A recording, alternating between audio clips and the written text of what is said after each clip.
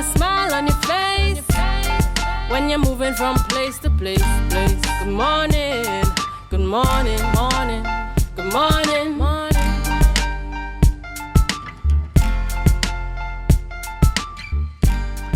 Yes, welcome back, of course, take two. Yes, thank you so much for staying with us here on Tobago Updates Television.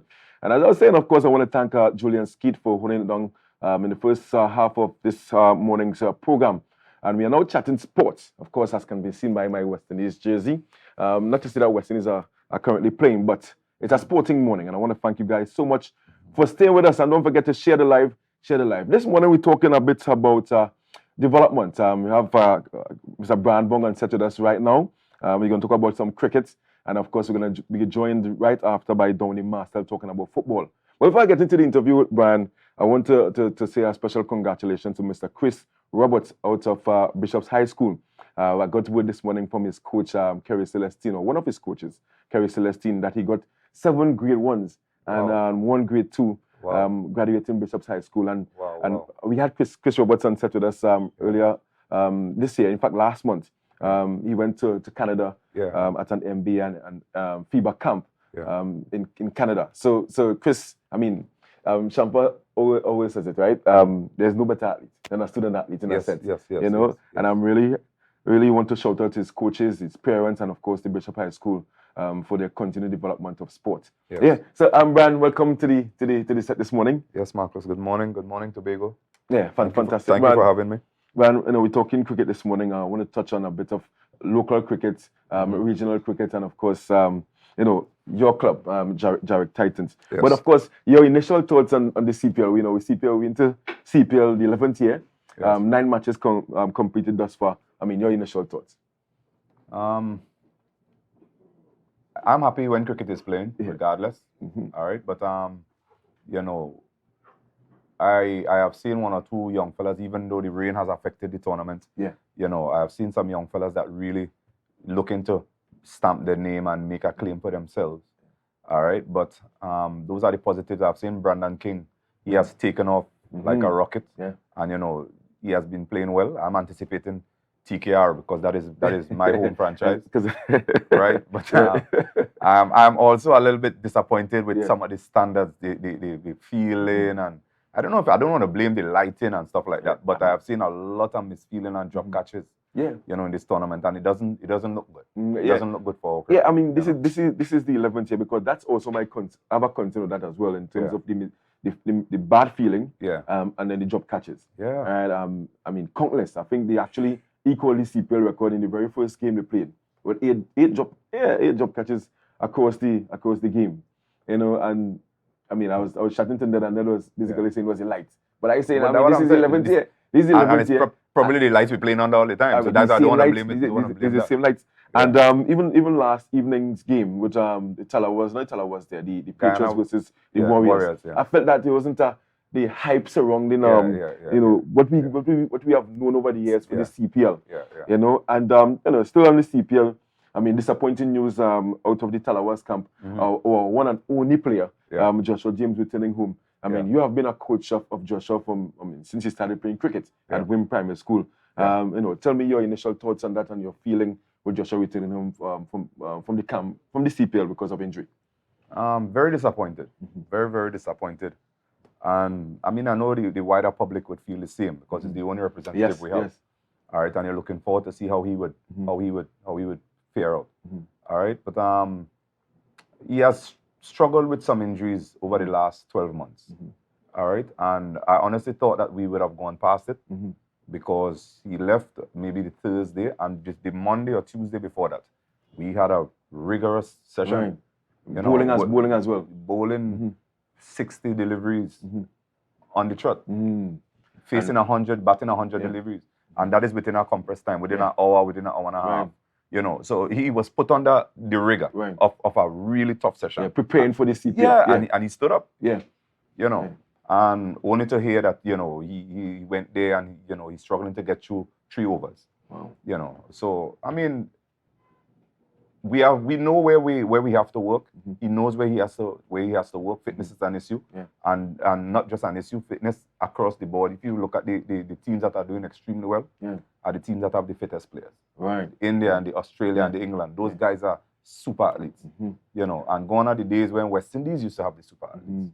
You know, so we would have dropped the ball at some point, you know, taken an eye off what is important, you know, towards the game. You know, you want to be a genuine athlete. You want to be able to run around and dive around. You want to be able to do it for a long period. You know, you want to do it, you know, even I dare say recklessly, because that is how I was. You're not worrying about being injured. You're not worrying about getting tired. You're just giving it your all. Yeah. You know, so, you know, Joshua know where he's at, and he know where he's supposed to be. Yeah. So, you know, we just have to try and, we have the Super 50 coming up in a couple months. Yeah. And that has to be our next main target. So we have to get to it. Yeah, and is he going to be returning to the West Indies emerging players team, because he had a really good season with them last year? Yes. As far as I know, I did receive a call from Andre Kohli. And Kohli is 2 days ago. He's the current West Indies senior team coach. Right. And they are interested. Yeah. And the fact that you take up your phone to call, it means that you're concerned. Yes. I've received calls from the Trinidad and Tobago Cricket Board. Yeah. I've been in conversation with the Tobago Cricket Association. So all the levels are genuinely interested in him, right? And for these people to call, it means that Joshua has something. Yeah. Or some potential, if we want to use that word. Yeah. He has something that they think that they need. Yeah, because even last year, in last year's competition, Sir Curtly Ambrose and Courtney Walsh, they spoke highly of Joshua. Yes, they like his build, and he can hit the ball a mile in that sense. And you know, it's really unfortunate, because I felt that this year would have been his breakthrough year. I mean, this would have been the third year playing with the Talawas. Rovman Paul no longer there, and he's now considered, for me, a senior player in the squad. He didn't start. I'm guessing they were monitoring the injury.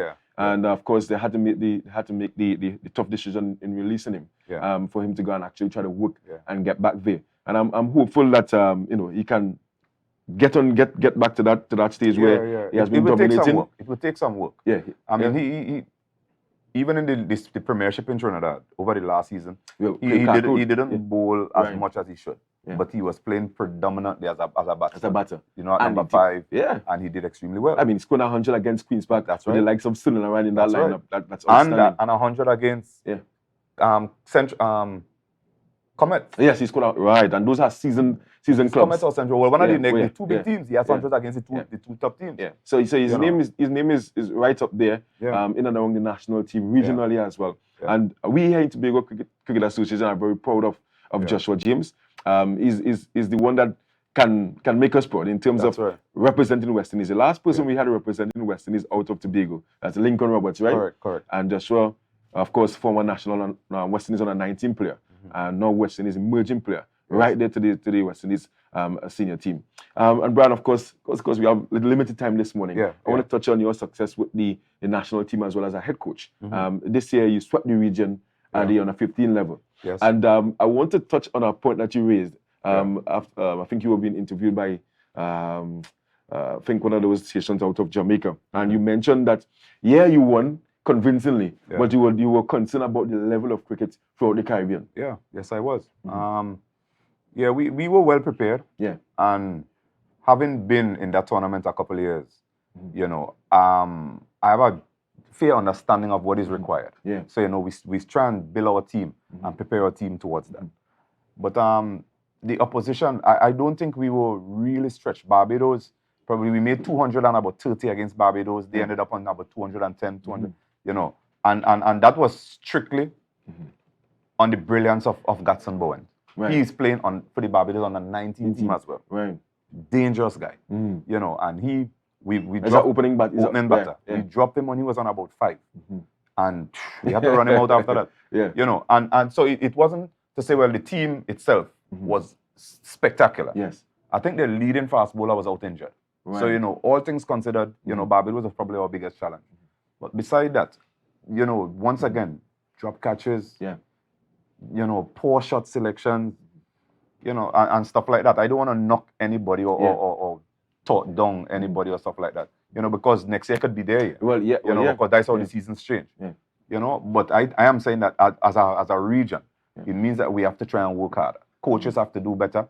Players have to do better. We have to make it more difficult for guys to make these national teams. Yeah, and is there like a coaching let's say about policy throughout the Caribbean where each coach at the junior level, because that's the most critical level that they have to adopt or follow.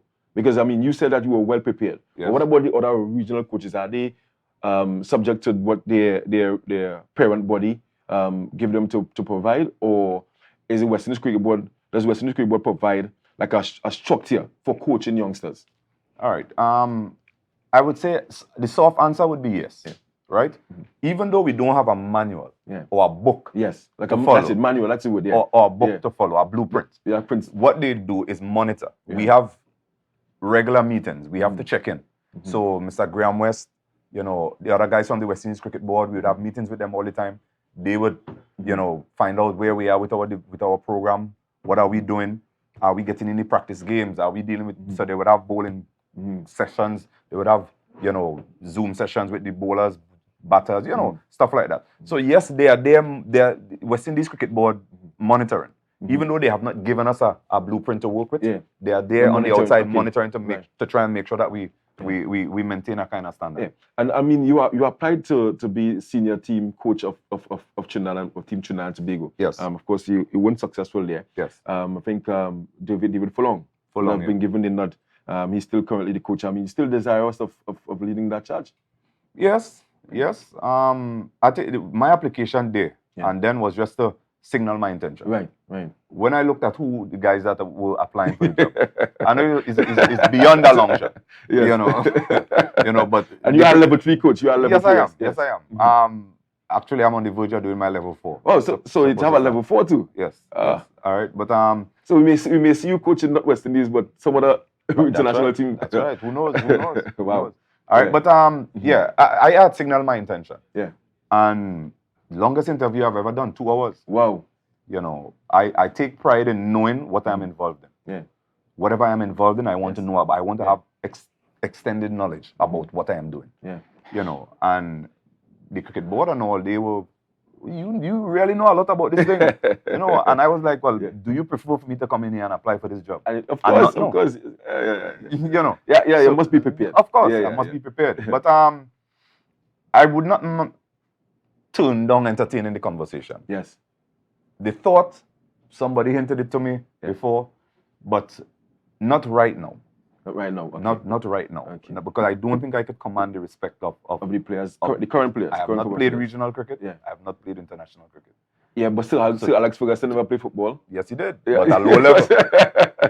In 2-3 years. Yeah. The guys that would be dominant in the team would be the guys that you coach. I interacted with. I like that. Right. I like this. I realize this strategy. That's right. That's not a bad strategy whatsoever. Right. Because so not right now. They would have an idea of what you demand. That's right. What you want to command of a player, and that's not bad at all. And Browne, as we wrap, and of course, never have enough time when it comes to this morning. I have to talk to the producers and the people behind the scene to get an hour when they come on a Friday for sports, you know. Right.